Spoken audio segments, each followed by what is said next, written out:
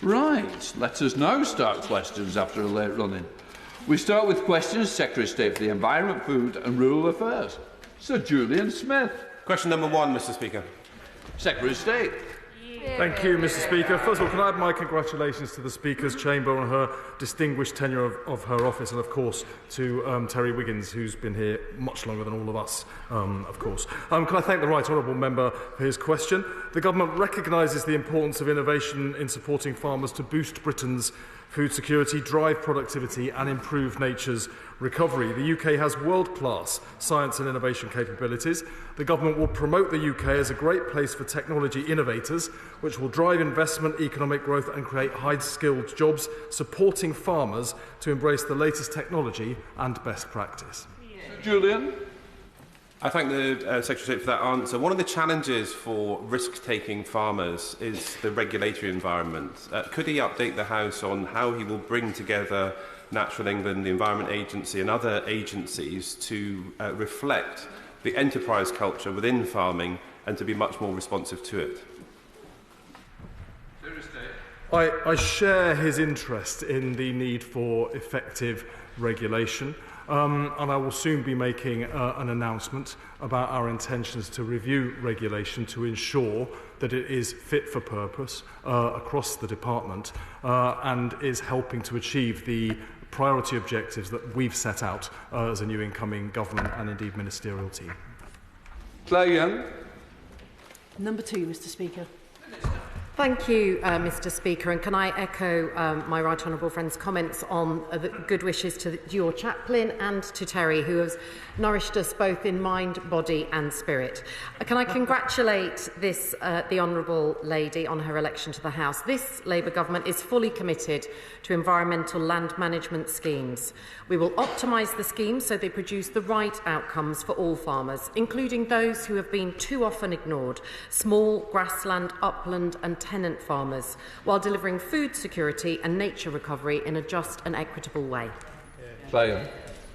On a visit to a local farm this summer with the National Farmers Union, it was raised with me that some farmers are not signing up for one of the government's sustainable farming initiatives because they fear being locked in when a better deal may be just around the corner. If we want farmers to farm more sustainably, we need to ensure they're getting the support they need to do so. With that in mind, I'd appreciate the Minister clarifying whether farmers who sign up for an SFI will be able to transition to an alternative one, and if not, whether they will review the rules so that they can do so.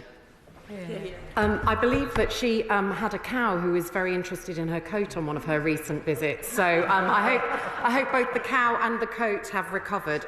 We would encourage all farmers to apply for the Single Farm Initiative. We encourage them to sign up, and we are actively looking at how we can get stability going forward. Thank you. Chair of the Environmental Audit, Toby Perkins. Thank you. Thank you very much, Mr Speaker. It's a great pleasure to see my honourable friends in their place. Environmental land management scheme approach was actually a really innovative idea by the previous government, but its implementation has been a shambles, and it is leaving far too many farmers desperately worried about their future. Can my honourable friend tell me any more about what the government has actually inherited and the urgent steps that they're going to take to try and support Britain's farmers to farm in a more natural way in the future?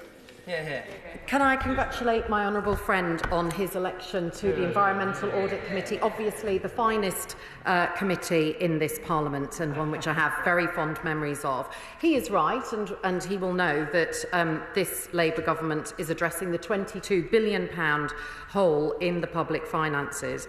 No decisions on the farming budget have been taken. Spending on the department's priorities will be confirmed as part of the spending review, but we will not be overturning the apple cart, and we are fully committed to environmental land management schemes.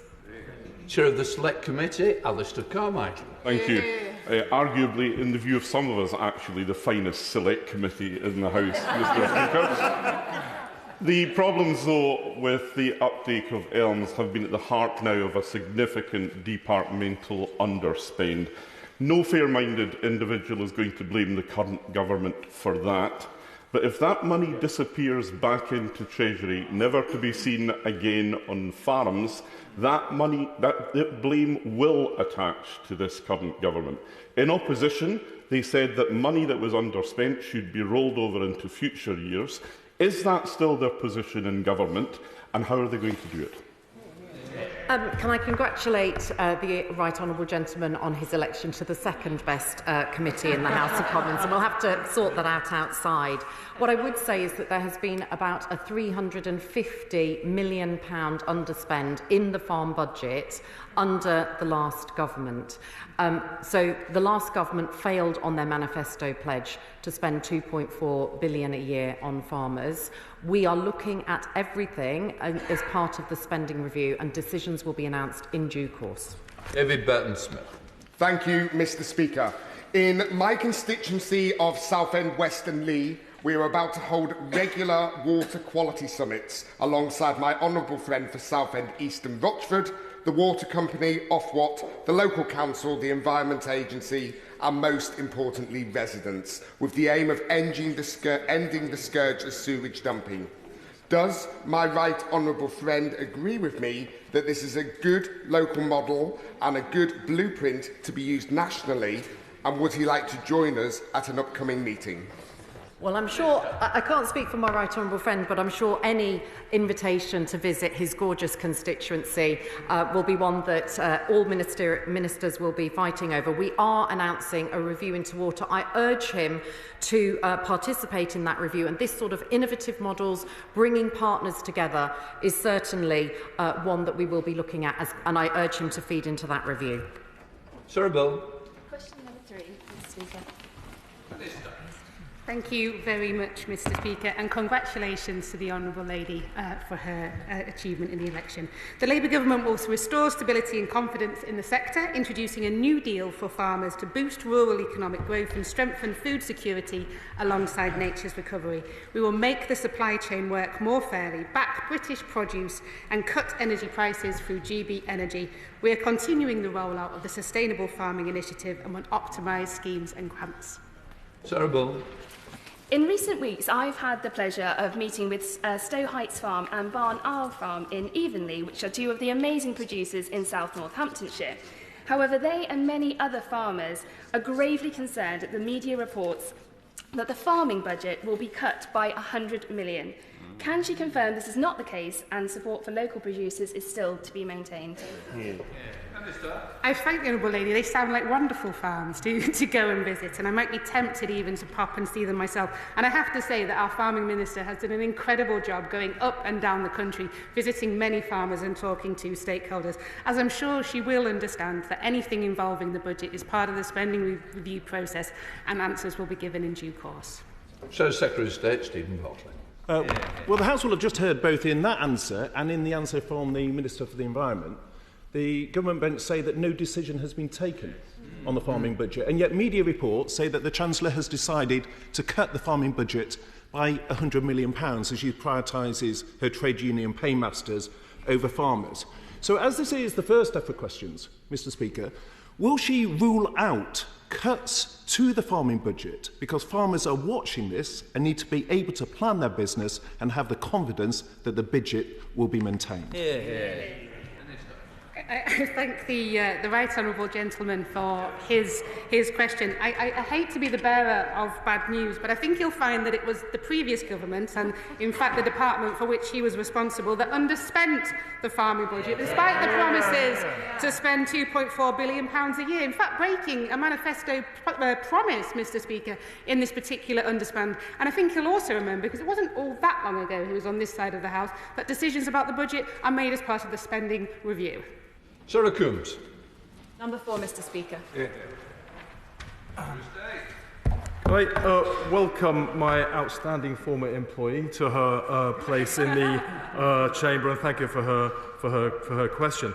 After 14 years of Conservative failure, the public is furious at the levels of sewage being released into our rivers, lakes and seas.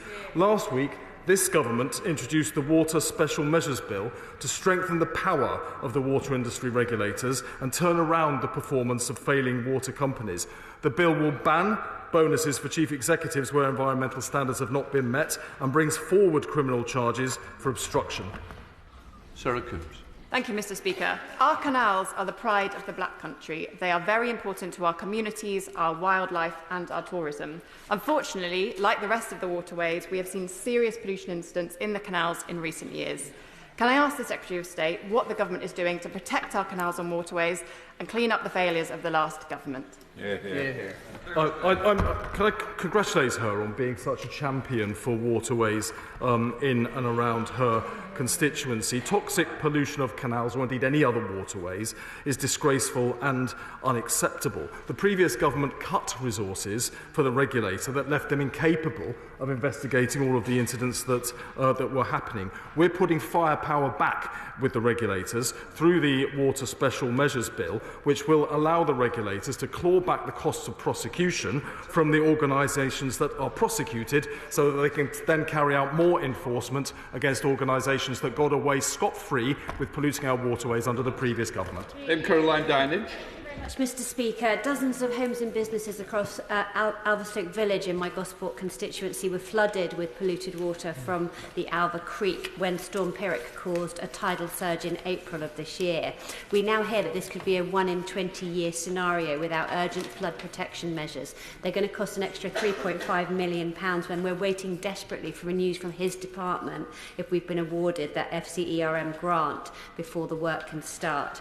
We now head into winter with higher tides, and some of my constituents still haven't been able to return to their homes and businesses from the previous flooding event. What reassurance can he give me that that announcement is coming soon, and will he please meet with me to discuss this urgent scenario? Can I congratulate her first of all on taking her place and winning her seat in the general election? I will certainly make sure that the relevant minister is able to meet with her to discuss this issue in more detail.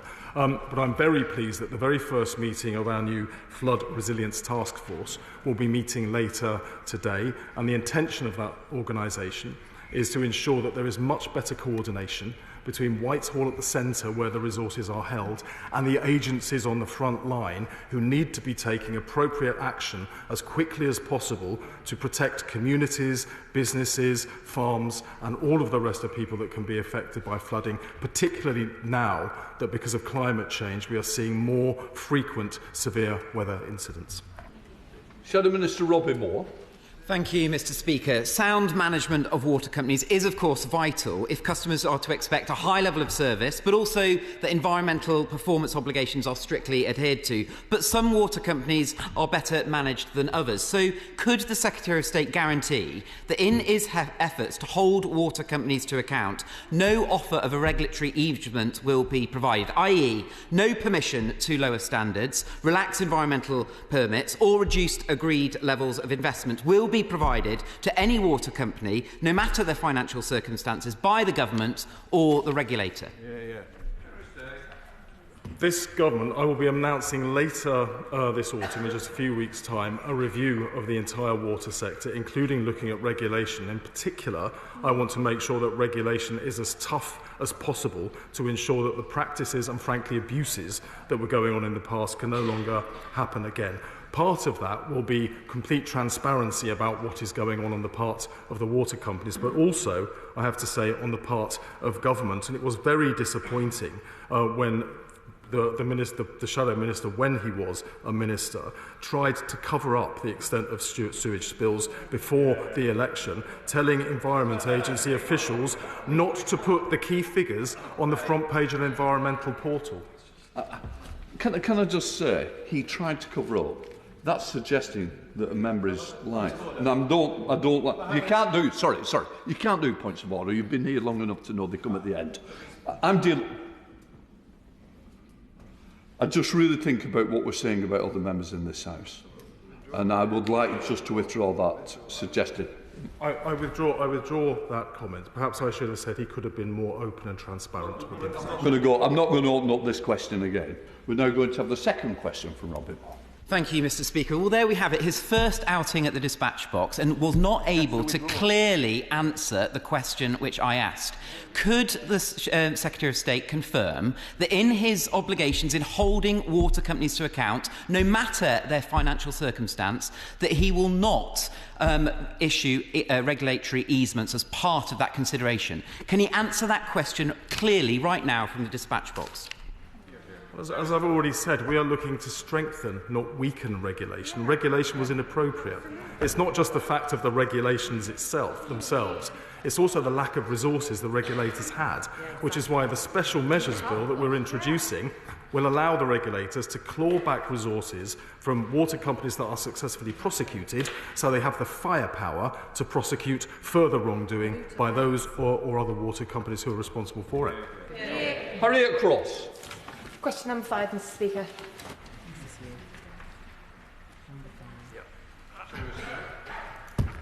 With permission, Mr. Speaker, I'd like to group questions 5, 10 and 12. The Government will restore stability and confidence in the sector by introducing a new deal for farmers to boost rural economic growth and strengthen food security alongside nature's recovery.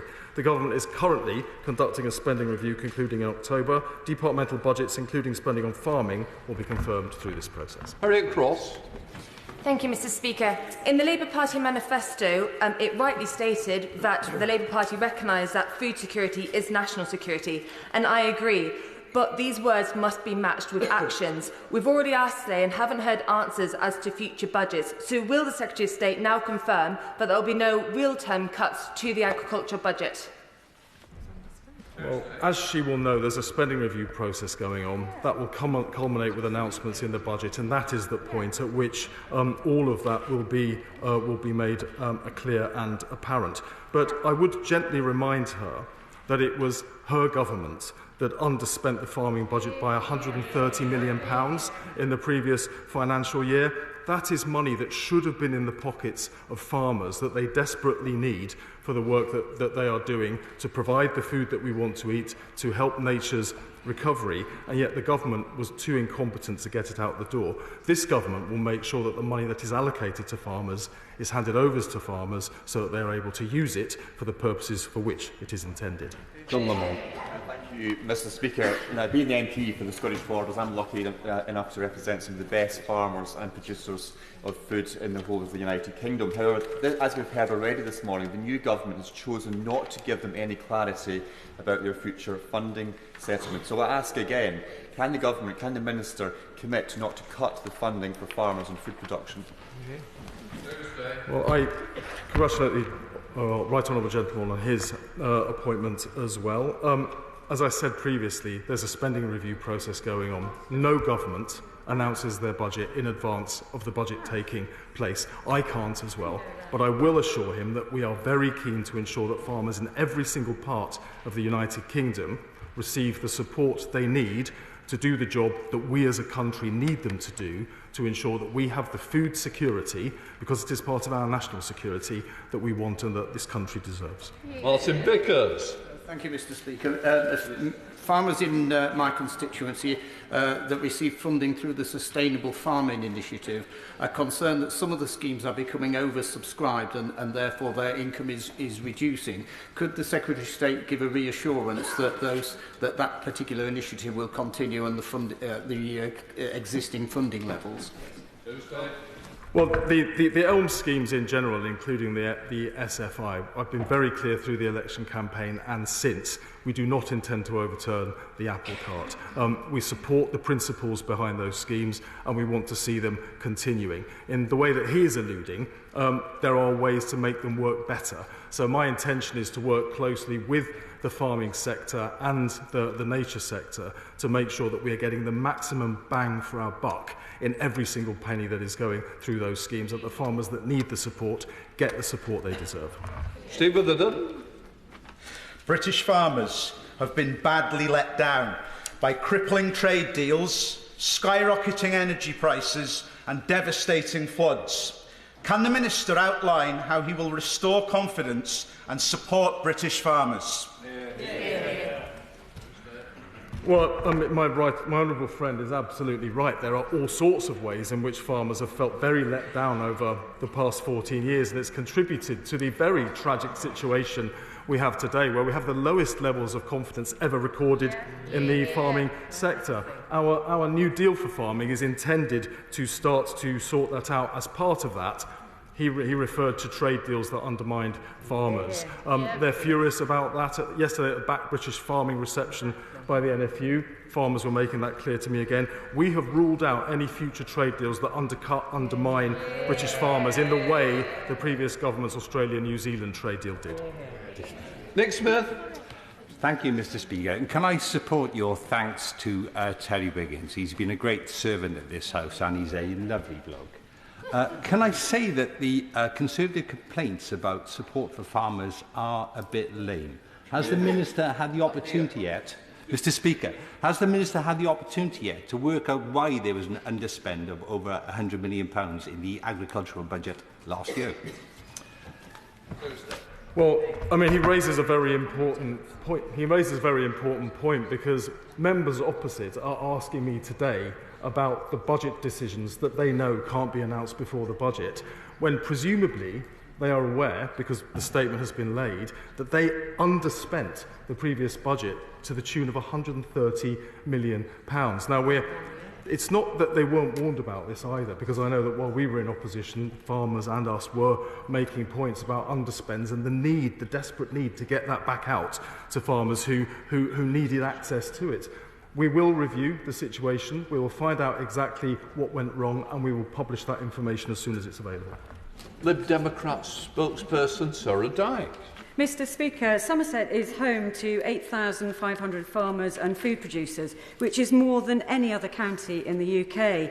They're worried that the £130 million of support is going to be stripped from them, and simply because the previous government replaced the basic payment scheme with systems that were just too complicated for many farmers to access. So, notwithstanding the previous comments, can the Secretary of State confirm that he won't be slashing their funding and give farmers the confidence that they need to invest in the future to secure the nation's food security? Well, I'm delighted to congratulate those farmers, producers and growers in Somerset. It's a fine county and they do an incredibly good job, of which she is clearly rightly very, very proud. I do hope she will understand that I can't make comments about the budget in advance. I would be in deep trouble with the Chancellor of Exchequer. It's something I wish to avoid. But at the appropriate time, we will make absolutely clear what we intend to do. But my intention is to fight the corner for farmers through the spending review process so we can make sure they receive the resources they deserve. Dame Harriet Baldwin. Number 6, please, Mr. Speaker. Thank you, Mr. Speaker.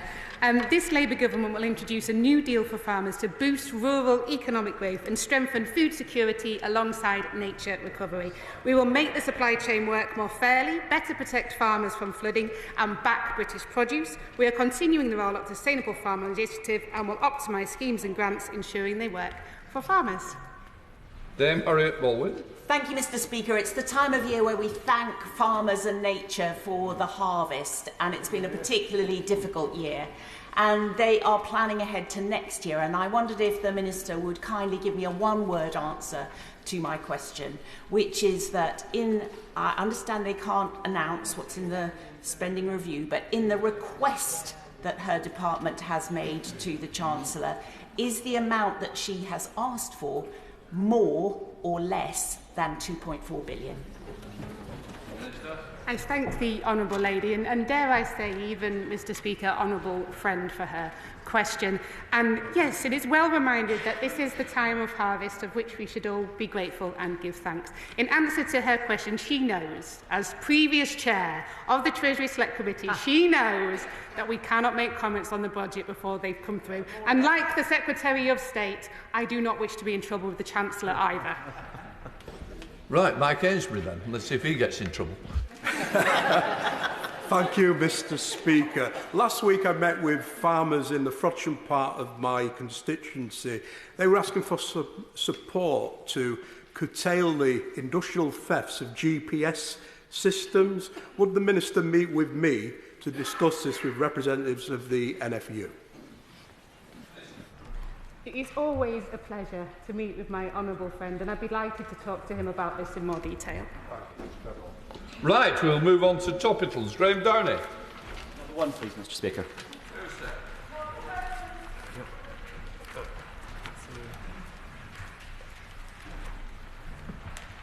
Great.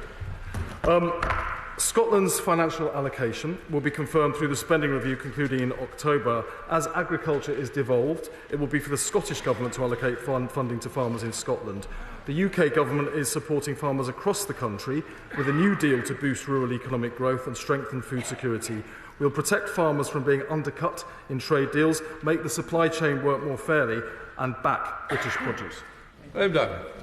Thank you much, Mr. Speaker, and thank you to the Secretary of State for his response. Farming and agriculture are a vital part of the economy in West Fife, in my constituency of Dunfermline and Dollar, and yesterday I was delighted to meet with a delegation from NFU Scotland.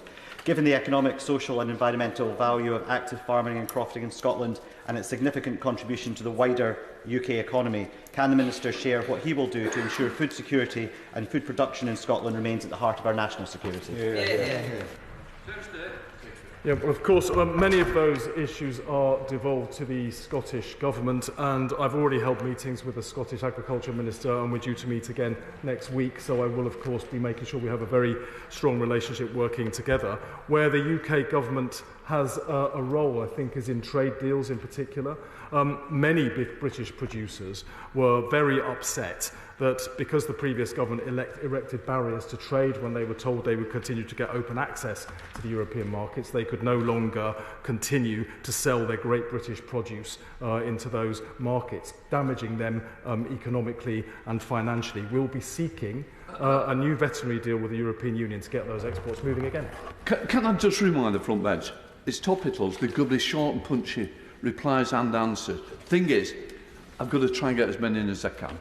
Now, let's see a good example of this. So, Secretary of State. Absolutely, Mr. Speaker. The Secretary of State has repeatedly talked tough with the water companies, and yet the Water Special Measures Bill he announced actually weakens a number of measures, such as the automatic fines for Category 1 and 2 prosecutions, or removing the unlimited penalties that would apply.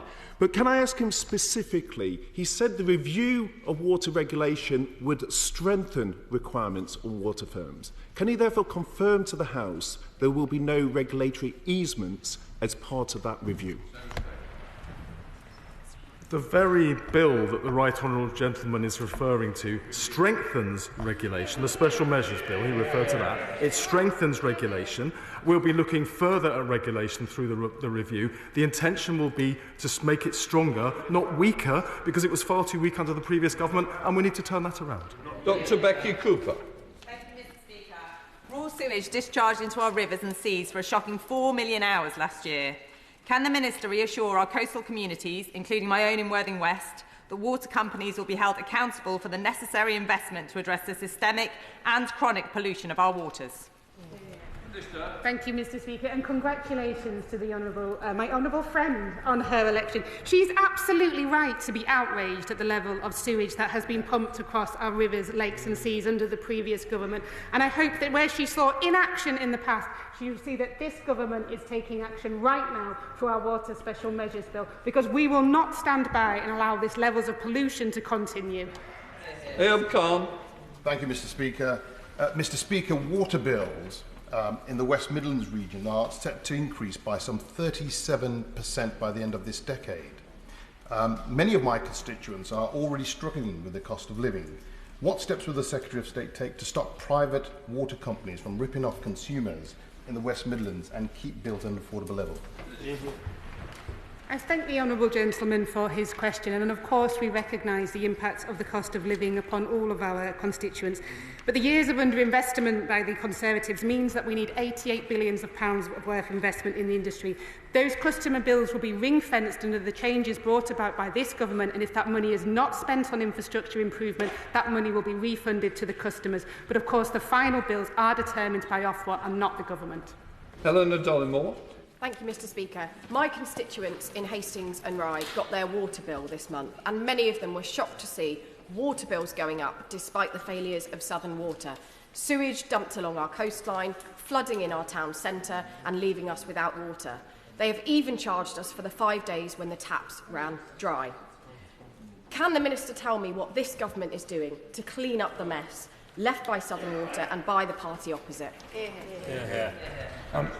I thank her for her question. It's completely unacceptable what's been going on in her constituency. I know she's been a huge champion for cleaning up the water in that part of the country. One of the things we're looking at doing is doubling the rates of compensation to water customers. We're looking at doubling the rates of compensation to water companies when they let down their customers in the way that she's described. Dr. Neil Hudson. Thank you, Mr. Speaker. Animal, plant and health agency staff deserve our thanks for tackling a number of challenges facing our biosecurity, with outbreaks of blue tongue in East Anglia, the advance of African swine fever across Europe, and the already existing threats posed by avian influenza and bovine TB. Will the Minister support the APHA by affirming that the Government will fully commit to the redevelopment of their HQ in Weybridge, as they rightly called for in opposition, to protect the UK's biosecurity, human and animal health? Can I welcome the honourable gentleman to his new seat and congratulating him on winning the RSPCA Massingham Advocacy Award. The Department remains vigilant to potential global disease threats and has in place robust measures to prevent and detect disease incursion. We will be looking at the funding as part of the spending review, but I pay tribute to those officials and veterinary officers who are working so hard to tackle the outbreaks that he mentions. Millington. Thank you, Mr. Speaker. Margate, Broadstairs and Ramsgate are bywords for the English seaside holiday, but Thanet District Council has to deal with the appalling levels of littering and fly tipping that comes with the popularity of our beautiful beaches. At the end of a hot sunny day, 5,000 people will have descended on Margate main sands, and they are far from beautiful. The rubbish is an environmental and health hazard. Now, of course, this challenge is a seasonal one. What plans does the Government have to support coastal communities in tackling this blight? Can I welcome my honourable friend to her place? Can I say that we need to educate the public and ourselves that there is no such place as away, and when we bring our children and our picnics to the beach, we should bring the food, we should consume it, and then we should leave only footprints in the sand. I am convening a circular economy task force, and we will look at the seasonal needs as part of that. Thank you, Mr. Speaker. Any cuts to the Environmental Land Management Scheme would be a blow to farmers and to the Government's climate and nature recovery missions. The nature-friendly farming budget needs to not just be maintained, but increased. So, does the Secretary of State personally agree with the economic assessment made by the RSPB, National Trust and Wildlife Trusts that the Environmental Land Management budget would need to be increased to around £5.9 billion a year to meet those targets? The Government remains fully committed to the ELMS schemes. My right honourable friend the Chancellor will be making announcements about the budget at the appropriate time. Under the Conservative Government, there were almost 18,000 hours of sewage dumping in my constituency of Penistone and Stocksbridge in 2023. What is the Minister doing to ensure Yorkshire Water clean up their act and clean up our beautiful River Don? I thank my honourable friend for her question and again welcome her to her place. She is already a tireless champion for her constituency, and I know this is an issue she was raised to be in the past. Our new Water Special Measures Bill will clean up our rivers, lakes and seas, undoing the damage left behind after 14 years of Conservative rule. Alison Griffiths. Thank you, Mr. Speaker. The Secretary of State is certainly talking tough. But will he publish the Justice Impact Test for his water bill and listing the additional court cases and prison places needed? We will publish all information relating to the bill at the appropriate time as it makes its passage through Parliament. Chris Burns. Thank you, Mr. Speaker. Can I ask the Minister what action her government, or the Secretary of State, his government, department, will take to support farmers to address the issue of rural crime, which is a huge issue for farmers in my constituency of Harlow and across Essex? Very pleased that I made a joint announcement with the Home Secretary that this will be the first government to conduct a cross-departmental rural crime strategy intended to cut the huge impact of rural crime on those communities. Christine Jardine. Thank you very much, Mr. Speaker. Biodiversity net gain is critical to replacing the loss which we're experiencing in our environment and is now mandatory in the planning applications, but with exemptions. These exemptions mean that most developers are avoiding it. So what's the government going to do to tighten up the exemptions and make it more difficult? This is a very new policy, as she will be aware. It has only come into force. There are very limited exemptions in place at the moment, such as side returns on housing, but we are keeping this under active review, and I am in discussions with officials on it. Ben Goldsborough. Mr. Speaker, the blue tongue outbreak in Haddiscoe is seriously concerning. It's crucial that the Animal and Plant Health Agency is provided with sufficient resources to conduct testing swiftly. Will my honourable friend meet with me to discuss this urgent matter? I'm happy to ensure that a relevant minister meets with him to discuss the issue, but the APHA and other authorities are doing a very good job right now in containing the very worrying incident of blue tongue.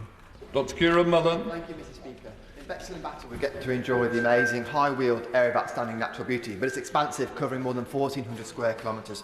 What specific advice did his department give to the housing department when it comes to taking things like that into account, when we have centrally imposed housing targets putting pressure on the area as a whole?